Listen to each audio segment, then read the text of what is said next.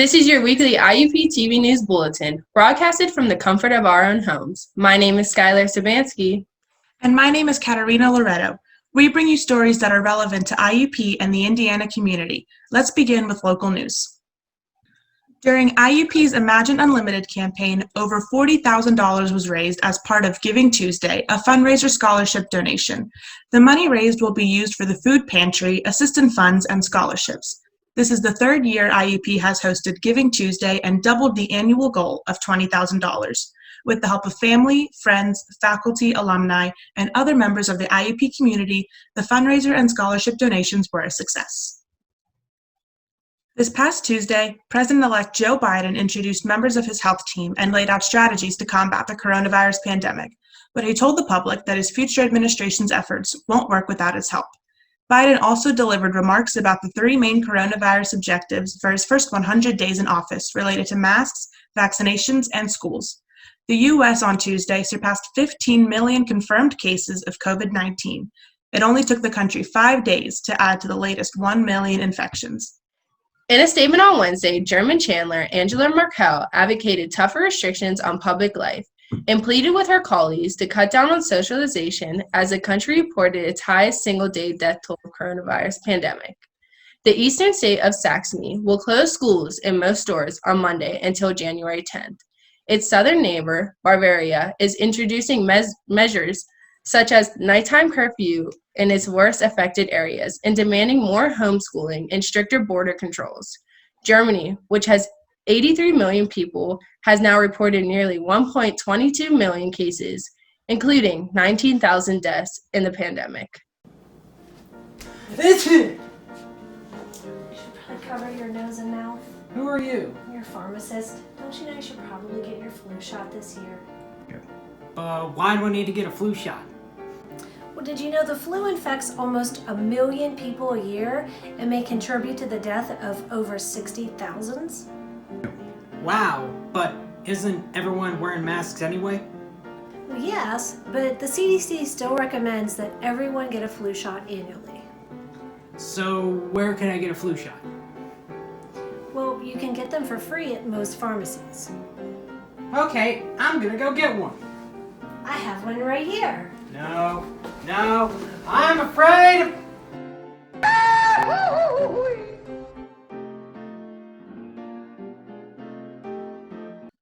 During the holidays, many people look to spread cheer and happiness by giving their loved ones presents. With many deals going on around this time of year, people are looking to get out and do some Christmas shopping. Our reporter Samaya Huey tells us about people's experiences with shopping this year. Do you always wait last minute to go Christmas shopping?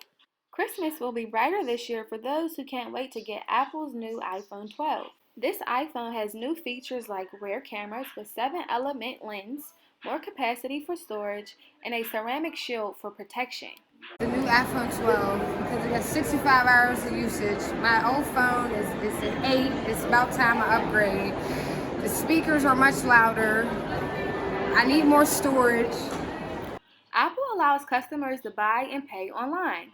However, for big items such as iPhones, you have to pick it up in stores. The waiting can be challenging due to the limited people allowed in the stores since the spread of COVID-19. I've been waiting here for about 30 minutes. The capacity at the store has reached its limit. You either got to decide if you really want to get this iPhone or not, and obviously I do, so I'm going to stand here as long as I have to. I can't go to any other stores right now because I really want this phone. Everybody isn't worried about getting the latest technology. For some, saving money or shopping at Target while the Black Friday sale for the whole month of November is in action may be more important. For Black Friday, I was hoping to catch a deal on kitchen sets, kitchen appliances. I found this great set and I love the color, but it's like hard to find in a Walmart or typical stores, but Target always has the oddest colors and things that I love. Shopping and finding sales aren't the only concern for people. Fonda has been lacking the holiday spirit due to a recent passing of her mother. It's been difficult for her to find excitement during this holiday. I usually am very happy because my mom's birthday was Christmas Day. So it was always something big for me and my mom personally, because she used to say as a kid she got cheated out of Christmas and her birthday. So I always made sure me and my kids made sure we gave my mom at least 2 or 3 gifts so she wasn't cheated. But this year, it's not that happy because I just lost my mom and her birthday is Christmas. And I miss her. I have a 9-month grandson and he's crawling around, getting into everything. So he loves anything that lights up or that he shouldn't have. So I can't wait until Christmas Day for him to wake up, surprise.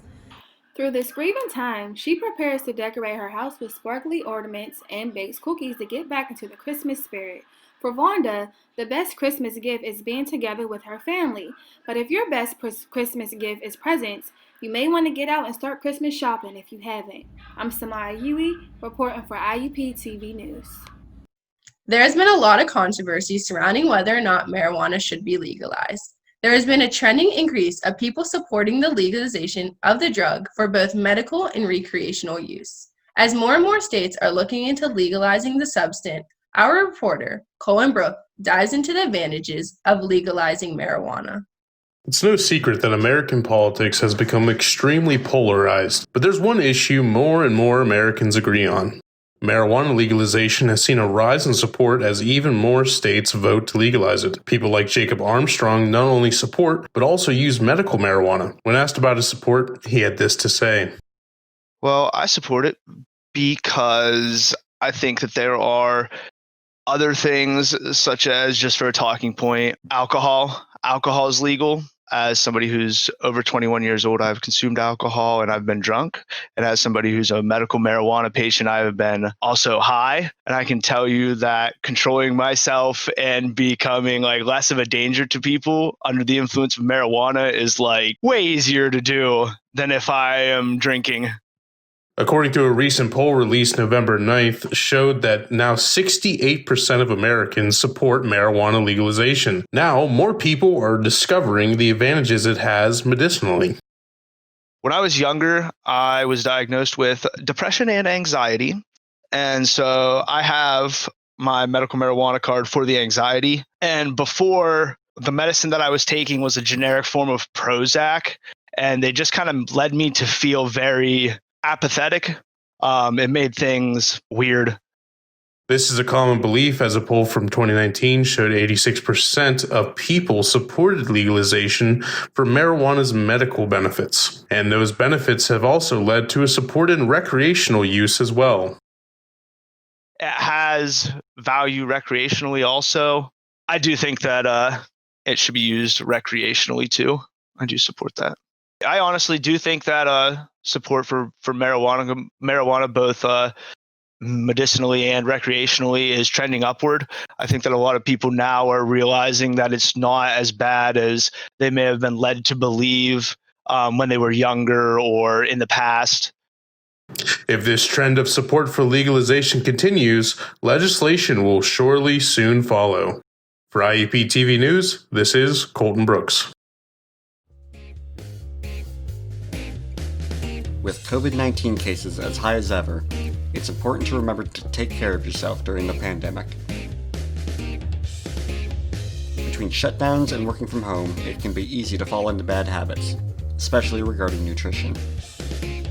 It's recommended that you avoid foods that are high in sugar, fat, and salt. While working at home, irregular snacking should be avoided as much as possible as well. Instead, seek out foods from animal sources, as well as fresh fruits and vegetables. And while exercise is harder to accomplish in quarantine, try to take walks or go for a jog, or ride your bike. Visit cdc.gov to find out more on how you can stay healthy. A possible vaccine for COVID-19 could be the only solution for people to be able to attend large social events again, and people are optimistic towards whether or not they would receive one. Our reporter Mackenzie Ocker spoke to a few college students on how they feel about missing out on live events. If you miss concerts, soon you'll be able to go, but there is a catch. You will need to have COVID-19 vaccine because Ticketmaster will be checking your vaccine status prior to the concerts. I think it's a safe requirement, but like it's kind of hard to mandate everybody to get a vaccine in order to go to a concert. I mean, I feel like people would just be like, oh, well, and then I'm not gonna go, like whatever. But I think it's like a safe idea, honestly. But who's to say that this vaccine even works that well? You know, like who's to say like it works sufficiently and it does what it needs to do in order for you to go see a concert where like you're going to be around a bunch of people anyway. So I feel like it kind of defeats the purpose, but yeah. Currently, the vaccine is in the stage of experimental process by Pfizer. The company will authorize a vaccine that is 90% effective on an emergency basis as early as mid-December. The rest will have to wait. I don't know how well like a vaccine will work until it's used on a lot of people and like they get feedback from it.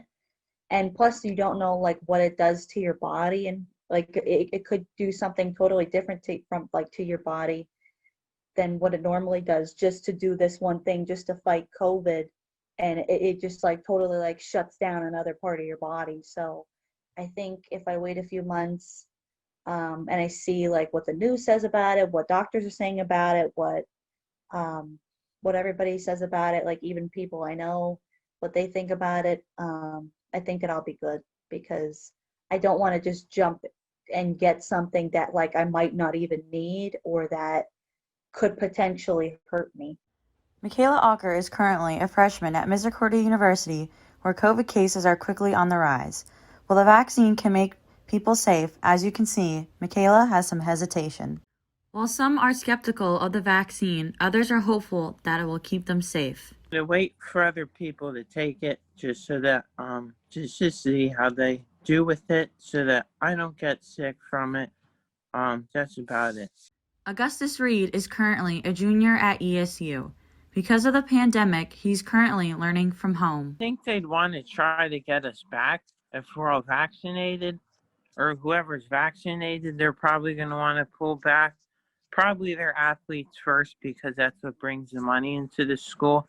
And then us regular students probably would be a second priority, but probably the athletes first. So, I don't know. Although the COVID-19 vaccine will keep others safe, there are some complications people might experience with it. These include chills, fever, shortness of breath, arm pain, redness, and swelling.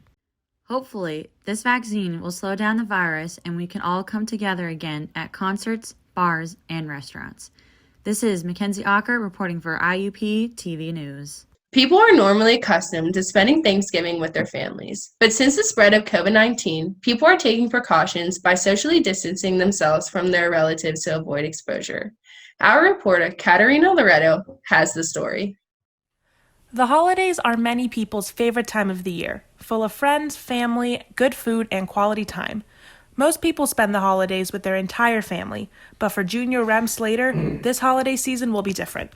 Thanksgiving was pretty small this year.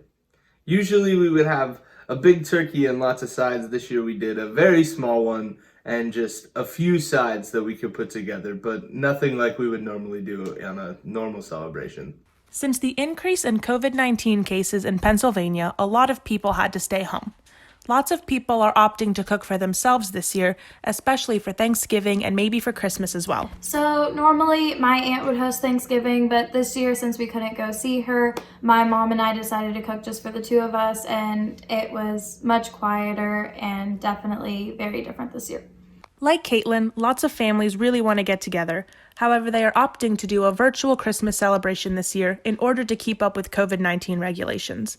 Virtual celebrations would be a great way to stay safe and interact with your extended family that you might not be able to see. Usually for Thanksgiving we would get together with my entire extended family, but this year, due to COVID, we had to settle for FaceTime calls and phone calls saying Happy Thanksgiving, but I only had dinner with my sister and my mom. This pandemic has not been easy on anyone. With social distancing keeping us apart from those we love, it's easy to get frustrated with the world. But keep your head up, IUP. We'll get through this. This is Kat Loretto reporting for IUP-TV. And in other news, Wednesday has been rescheduled to next week due to scheduling conflicts. More at 11. And now the weather. Hi. Anymore? It's easier than ever to spread false information. With all the new shiny graphics and editing tech, it's just hard to tell what's right and what's wrong. The Pacific Ocean is on fire. It is illegal to sleep on refrigerators. New Zealand is not a real country. Even with your favorite news outlet, you may see something that just does not seem right. People eat up to 8 spiders a year. If something seems off, just remember, when in doubt, search it out. The internet has tons of information with plenty of sources to compare. If you can't find what you were searching for, forums can help set you in the right direction. Don't get caught out with bad information. Remember to check your facts. Action. Don't forget, when in doubt, search it out. Many schools, including IUP, have just implemented a new spring break plan for the spring 2021 semester. There is a lot of uncertainty towards whether or not this new method of spring break will be beneficial to students. Our reporter Zachary Hirsch fills us in on students' opinions towards the new method of break. With nearly all schools following the online learning guidelines for this upcoming spring semester, schools are trying to limit face-to-face gatherings, including the possibility of eliminating a spring break. With the uncertainty towards a vaccine, schools are trying to reduce travel to make sure that the virus does not spread, which is why IUP implemented a new spring break method in which 7 days will be scattered out throughout the entire semester as opposed to a week-long spring break. What do you usually do for spring break? Usually for spring break, we travel, or particularly I travel. Last year I went to Fort Lauderdale with my roommates, but even the 2 days before I leave and when I come back, I get to see my family, which is very nice. So that's what I normally do for spring break.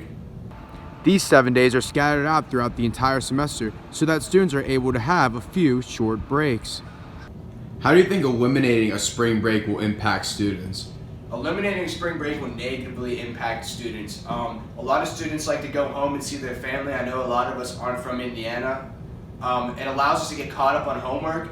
I know a week of no class allows a lot of things to get done that you haven't started yet, and it's also a week to relax where you've been a whole semester where you're grinding and you finally get a week and you get to sit back, relax, and just do whatever you want. And without a spring break, a long weekend just doesn't do justice.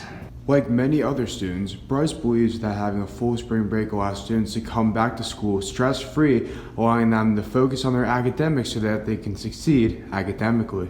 Explain to me how you think a full spring break benefits students academically upon returning. Upon returning, students will have that week off, but when they come back, it allows students to get back into a groove of learning and finding their process of how they get things done. I know this from firsthand. When I come back for a break, it allows me to get back on track and really allows me to refocus on things that I need to do.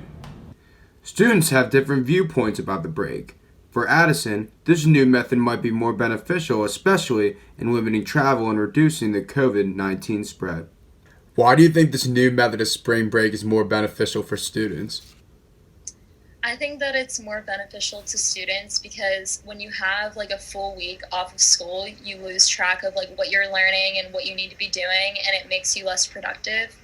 And I also think that it's beneficial because we get to end a week early and then we have a longer summer. This new method of spring break has really sparked mixed emotions within the IUP faculty and students. How do you think students and faculty reacted after finding out about the new spring break method? I think both the students and the faculty were probably shocked when this new spring break method came out because we're so used to having a week off in the middle of March, and that's just like always been the way. But given the circumstances and the world and the situation that we're in, I think it is a good idea and that we'll be better off. Hopefully after this spring break, we will be able to evaluate which spring break method is most effective for student success and well-being. This is Zach Hirsch reporting for IUP-TV News. Traveling has become a lot more complicated this past year. New protocols have been implanted for air travel to prevent the spread of COVID-19, including wearing masks. Our reporter, DeAndre Clark, fills us in on traveling in 2020. Before the current pandemic, traveling on airplane was simple. Now, due to the health risks, everything has changed drastically. When traveling by airplane, there are so many things to put into place to protect everyone against COVID-19. Before the pandemic, everything was normal. Now this is what it looks like. A lot of stuff is closed now, like a lot of stores, a lot of food places. They got vending machines with like hand sanitizer and face masks. It's a lot of different procedures that like you gotta go through now just to fly because of COVID, but the requirements are like you have to wear your mask the whole entire time, like through the airport, on the airplane, when you get off. It's every other seat now. Like you can't sit that close to people. I feel like they're taking the proper steps, the proper precautions for it because it is spreading. So I think they're doing good. Since March of 2020, airports across the nation have been practicing safe social distancing and regulations provided by the CDC. As you can see, people are wearing their masks, as the CDC says is very effective during this time. I have a lot of concern with traveling because I'm scared that I might get it or bring it back home to my family and things. Like it's scary, but some people still have to fly. Like you still have to get things done, but you just have to take the proper precautions because if not, it's a risk that you might get it. As you can see, things have changed a lot due to COVID-19. Hopefully soon we can get back to the normal way of traveling. This is DeAndre Clark reporting from IUP-TV News. Is changing the music to your favorite song or texting back that certain person really worth it? Cell phones aren't the only issue. Distracted driving refers to anything that takes our hands off the wheels, our eyes off the road, and our minds off driving. So next time you're driving, make sure you put your seatbelt on, your phone on Do Not Disturb, and get rid of anything that will take your mind off driving. For more information on distracted driving, visit nhtsa.gov. Well, that's all the news we have for you this week. Don't forget to check out our Instagram and YouTube pages to catch up on episodes you might have missed.